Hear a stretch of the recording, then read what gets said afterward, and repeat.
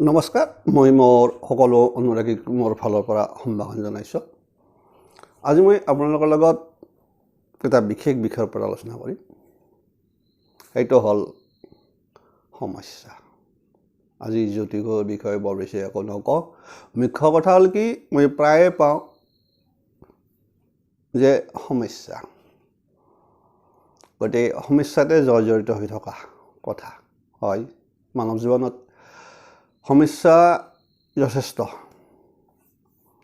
এই আপোনাৰ অসুখ বিসুখৰো সমস্যা হওক, ল'ৰা ছোৱালীলৈ সমস্যা হওক, ঘৰুৱা কণ্ডলৈ সমস্যা হওক, মাটি সম্পত্তিলৈ হওক, মুঠতে সমস্যাৰ ওপৰত সমস্যা কিছুমান থাকেই। আৰু আমাৰ জীৱনত থাকিবই। জীৱন থকা মানে সমস্যা থাকিব। কিন্তু কথা হ'ল, যেতিয়া সমস্যা আপুনি ভাৰাক্ৰান্ত হৈ পৰে, তেতিয়া মানুহৰ মন অস্থিৰ হয়, প্ৰথম কথা। গতিকে অস্থিৰ মনে কোনো সমস্যা সমাধান কৰিব নোৱাৰে। আপোনালোকক ক'লোঁ, সেইকাৰণে কোৱা হৈছে যে সমস্যা সমাধানৰ ক্ষেত্ৰত প্ৰথম কথা হ'ল আপোনাৰ নিজৰ মন স্থিৰ কৰি লোৱা। আৰু আন এটা কথা হ'ল, সমস্যা বোলৰ লগে লগে বেছি উগুল থুগুল হৈ যাৰ তাৰে লগত সমস্যা, নিজৰ ব্যক্তিগত সমস্যাৰ ক্ষেত্ৰত আনৰ লগত খুব বেছি আলোচনা কৰাটো ভাল নহয়। আচল কথা কৈছোঁ। মুখ্য কথা হ'ল কি, যদি আপুনি বেলেগৰ পৰা পৰামৰ্শ ল'ব যায়, সেইটো কেতিয়াবা হিতে বিপৰীত হ'ব পাৰে। কাৰণ কাৰ মনত কি কথা থাকে আপুনি নাজানে। আপোনাক ভাল উপদেশ দিয়াৰ সলনি হয়তো যিটো উপদেশ দিব বা পৰামৰ্শ দিব, সি তাৰ ফলত সমস্যাটো আকৌ জটিল হ'বও পাৰে। সেয়েহে মুখ্য কথা হ'ল, সমস্যা সমাধানৰ ক্ষেত্ৰত সদায় নিজৰ ওপৰত বিশ্বাস ৰাখক। কাৰণ য'ত কোৱা আছে, য'ত সমস্যা আছে, তাত সমাধানৰ ৰাস্তাও আছে। যিহেতু সমস্যা থাকিলে সমাধানৰ ৰাস্তা এটা থাকিব, এইটো কোৱা কথা নহয়, এইটো বাস্তৱ সত্য। আৰু সেইমতে আপুনি যেতিয়া একেলগে, মুখ্য কথা কৈছোঁ যে যদি কেতিয়াবা দেখা যায় যে এটা সমস্যা পিছত আন এটা সমস্যা আকৌ উক দিয়ে, গতিকে মানুহ এটা সময়ত হাৰি যাব খোজে। হাৰি যোৱাটো নিয়ম নহয়। সমস্যা পেলাই থৈ পলাই যোৱাটো নিয়ম নহয়। যিহেতু তাক আপুনি যিকোনো প্ৰকাৰে সমাধান কৰিবই লাগিব। কাৰণ আপোনাৰ সমস্যা কোনেও আপোনাক সমাধান কৰি নিদিয়ে, মুখ্য কথা। গতিকে নিজৰ সমস্যা নিজে সমাধান কৰিবলৈ চেষ্টা কৰাটো বেছি প্ৰয়োজন হয়। আমি প্ৰায় দেখোঁ যে সমস্যা যেতিয়া বেছি ভাৰাক্ৰান্ত হয়, মেক্সিমাম মানুহে ধৰক জ্যোতিষীৰ আশ্ৰয় লয়। প্ৰত্যেকৰে বিশ্বাস যে মোৰ কিবা এটা গ্ৰহ কাৰণে হ'ল নেকি। সেইটোও সত্য, নোহোৱা নহয়। গতিকে অস্বীকাৰ মই নকৰোঁ, মই প্ৰায় দেখিছোঁ, বাস্তৱ ক্ষেত্ৰৰ কথা কৈছোঁ। কাৰণ যেতিয়া কিছু সমস্যা যেতিয়া থাকে, তেতিয়া দেখা যায় হয় আপোনাৰ অশুভ গ্ৰহৰ বেছি প্ৰৱণতা থাকে।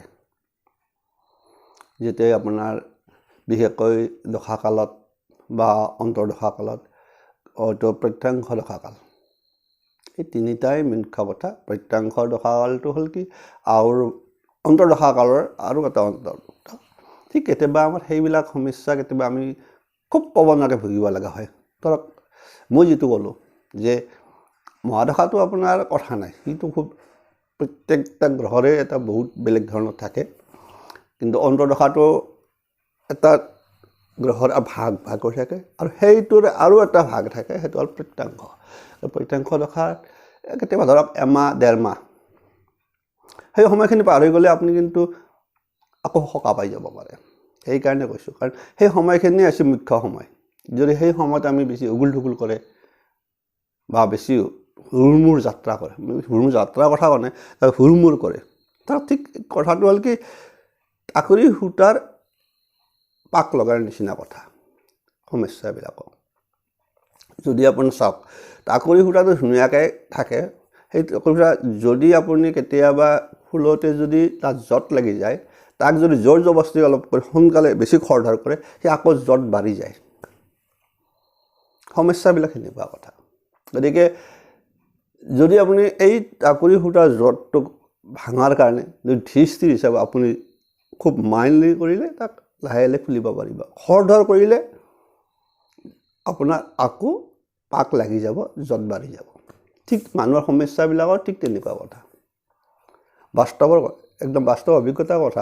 মই কথাটো কৈছোঁ কিয় যে আমাৰ সেনেকুৱাই হয় যে আনফালে কথা হ'ল কি যেতিয়া একেলগে কেইবাটাও সমস্যা আপোনাৰ আহি পৰে, তেতিয়া আপোনাৰ এটাই সহজ ৰাস্তা হ'ল কি যিটো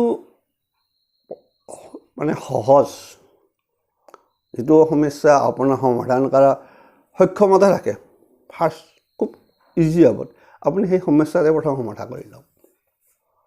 যে জটিলটো কৰি এইটো কৰিম, তেতিয়াহ'লে আপুনি আকৌ পাকত সোমাই যাব। এই মই ক'লোঁ যিটো সেই পাকত সোমাই যাব, টাকুৰি সূতাৰ পাকৰ নিচিনা সোমাই যাব। সেইকাৰণে কৈছোঁ যে যদি আপোনাৰ সমস্যা যদি কেইবাটাও সমস্যা লগ লাগে, তেতিয়াহ'লে আপুনি প্ৰথমতে সহজ যিটো সমস্যা সমাধান কৰিব পাৰে সেইটো কৰক। কৰিলে এটা কমি গ'ল, তেতিয়া আপোনাৰ মাইণ্ডত যিহেতু পাৰিলে এটা আত্মবিশ্বাস বাঢ়ি যাব। কাৰণ মুখ্য কথা আত্মবিশ্বাস, তাৰ লগত নিজৰ চিন্তা শক্তি প্ৰয়োগ কৰিব লাগিব। আপোনাৰ মনত লওক, বিবেকক প্ৰশ্ন কৰক, মই কেনেকৈ সমস্যাটো সমাধান কৰিব পাৰিম।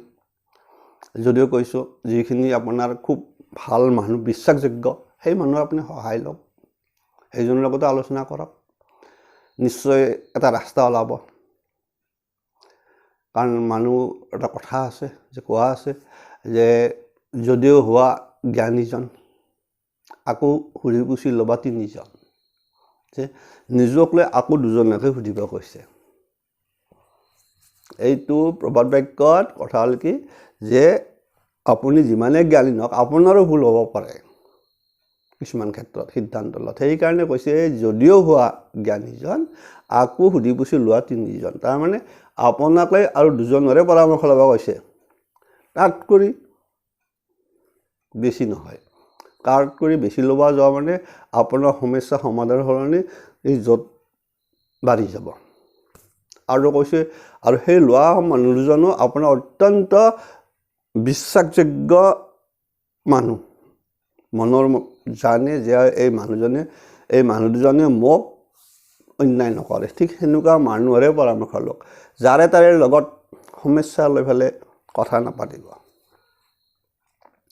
গতিকে তাৰ লগত মই ক'লোৱে যিহেতু প্ৰায় মানুহৰ এই যে মই ক'লোঁ যে জ্যোতিষৰ আশ্ৰয় লয় আৰু কেতিয়াবা জ্যোতিষীও আকৌ জট বঢ়ায়, এইটো মনত ৰাখিব। কাৰণ আপোনাৰ জট কথা আছে, আপোনাক কৈ দিছোঁ জট বাঢ়ি যাব নজনা জ্যোতিষীৰ লগত। কাৰণ এটা কথাও আছে ইয়াৰ লগত কৈ দিছোঁ, আমি প্ৰায় শনিৰ লগত থাকোঁ। বেয়া সমস্যা মানে আমাৰ লাহে লাহে পীড়িত কৰি থকা, সমস্যা দীঘলীয়া কৰা, সেইটোৱেই হ'ল মানে শনি গ্ৰহ। ঠিকদৰে ৰাহুই কৰিব অকস্মাত সমস্যাৰ সৃষ্টি, কেতুই কৰিব গোপন শত্ৰুৰ পৰা সমস্যাৰ সৃষ্টি কৰিব কেতু। ঠিক আনফালে এটা কথা আছে, যদি বহুতে আপোনাক কৈ দিছোঁ যে যদি আৰু কওঁ যদি ৰবিও আপোনাৰ শুভ গ্ৰহত নধৰে, জ্যোতিষ কথাটো মনত ৰাখিব, শুভ গ্ৰহত নপৰে ৰবি গ্ৰহ। ৰবি শনিৰ যদি প্ৰব্লেম চলি থাকে, দশা অন্তৰ্দশা, হয়তো আপোনাৰ অশুভ প্লেচত বহি আছে, দুটাকে যদি একেলগে যদি নিৰাময় কৰিব যায়, যদি আপোনাক যদি কোনোবাই ৰত্ন দিয়ে আপুনি পিন্ধে,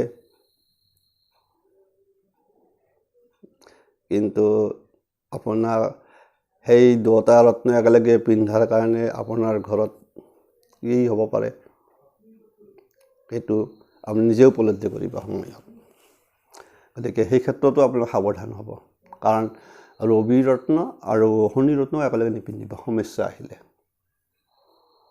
সমস্যা হৈ যাব পাৰে, তাৰ ফলত কিন্তু জটিল হৈ যাব পাৰে দুটাৰে। সেইটোও এটা কথা মনত ৰাখিব, কাৰণ জ্যোতিষৰ বিশ্বাস কৰি ৰত্ন পিন্ধে মানুহে বিশ্বাসত পিন্ধে আৰু, যিহেতু জ্যোতিষী ভাবে কি জ্যোতিষীজনে বহুত জানে, নজনা নহয়, জানে, বহুত জনা জ্যোতিষী আছে, নকওঁ মই সেইটো। গতিকে সেইসকলে নিদিয়েও আপোনাক পিন্ধিব, একেলগে নিদিয়ে।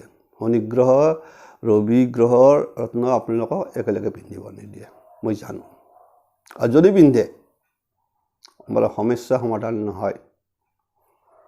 এই আৰ্থিক আপোনাৰ নাওখন যদি ফুটা হৈ ডুবু আছে, সেইটোৰ সলনি নাওখনত আপুনি বাতিব যাওঁতে নাওখনৰ ফুটা আকৌ বেছিয়ে ডাঙৰ হৈ যাব পাৰে। তাৰমানে কি ক'ব গৈছোঁ, সমস্যা আপোনাৰ কমাৰ সলনি সি জটিল ৰূপ ল'ব।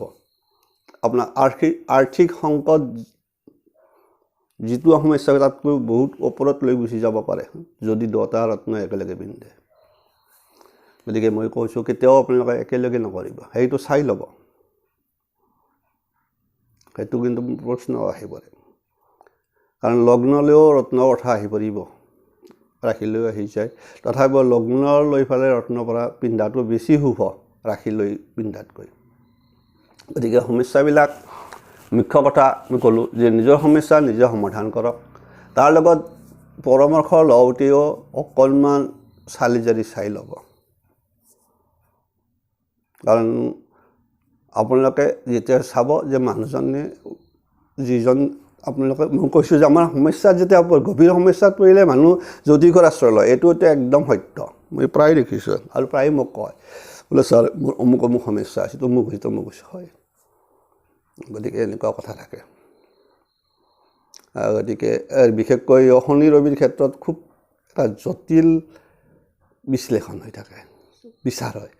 আনকালে যেতিয়া সেনেকুৱা হয়, বিশেষকৈ তেতিয়া শনিৰ বিচাৰটো খুব এটা স্পেচিয়েল ভাৱত কৰিব লগা হয়। আপোনাক কৈ দিলেই নহ'ব যে আপোনাৰ অমুক আছে। শনি যদি স্বক্ষেত্ৰী হৈ থাকে, শনি যদি আপোনাৰ তুংগী হৈ থাকে, তেতিয়াহ'লে শনি আপোনাৰ ধৰক অষ্টমতে আছে, অষ্টম বোলাৰ লগে লগে মাৰক স্থান, তাতে যদি এখন তুলা ৰাখি দিয়ে অষ্টম স্থান পৰি আছে, তেতিয়া আপোনাৰ কি হ'ব? তুংগী হৈ বহি আছে শনি, তাততো শুভ ফলে দিব।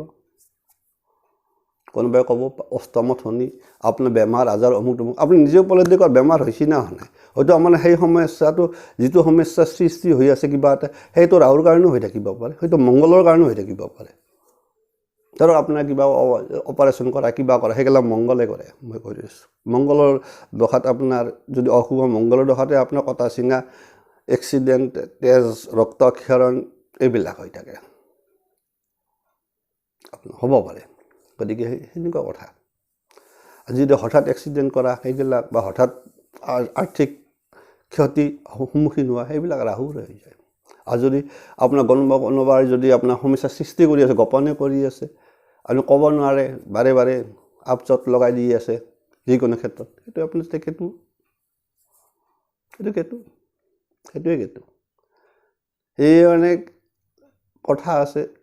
গতিকে কেতুই সদায় গোপনে কৰে অন্যায়, আনৰ দ্বাৰা গোপনে অন্যায় হ'ব লগা হ'লে তেতিয়াহ'লে আপুনি গম পাব যে মোৰ ধৰক আপুনি ক'ৰবাত পাব লগা আছে, কিবা এটা কাম হ'ব লগা আছে, কোনোবাই যাই পেলাই গোপনে যাই পেলাই কৈ আহিছে যে কামটো অমুক অমুক অমুক অমুক মানুহজন এনেকুৱা, কামটো নহ'ল, এই গোপন সূত্ৰ। অথচ আপোনাৰ ঘৰৰো হ'ব পাৰে, আপোনাৰ ইষ্ট কুটুম্বৰো হ'ব পাৰে। গতিকে ঠিক সেনেকুৱা, তাৰমানে গুপ্ত শত্ৰু, সেইটো কেতু হয়। গতিকে বা সেইবিলাক যিয়ে নহওক, মই কৈছোঁ যে যেতিয়া সমস্যাত মুখামুখি হ'ব, প্ৰথম আপোনালোকে মন স্থিৰ কৰি ল'ব। মন স্থিৰ কৰি লয় খুব মাইণ্ড লৈ কোনটো তাৰ মূল কাৰণটো ওলাই লওক, নিশ্চয় দেখিব সমস্যা সমাধান হ'বই। আৰু যেতিয়া এটা সমস্যা সমাধানৰ ৰাস্তা মুকলি হ'ব, লাহে লাহে সি অনুক্ৰমে লাহে লাহে সমস্যাবিলাক লাহে লাহে আপোনাৰ আঁতৰি যাব। এৰিছোঁ। সকলোৰে মংগল হওক, সকলোৱে ভালে থাকক গতিকে আজিৰ ভিডিঅ'টো অকণমান টাইপিকেল হ'ল গতিকে আপোনালোকে নিশ্চয় ক'ব কেনেকুৱা পালে ভিডিঅ'টো মন্তব্য কৰিব একো নাই মই একো বেয়া নাপাওঁ কাৰণ কেতিয়াবা কৈ পেলাওঁ আৰু উপায় নাই নকওঁ বুলি কিছুমান কথা ক'ব লগা হয় ছাইড কাটিব লগা হয় এৰিছোঁ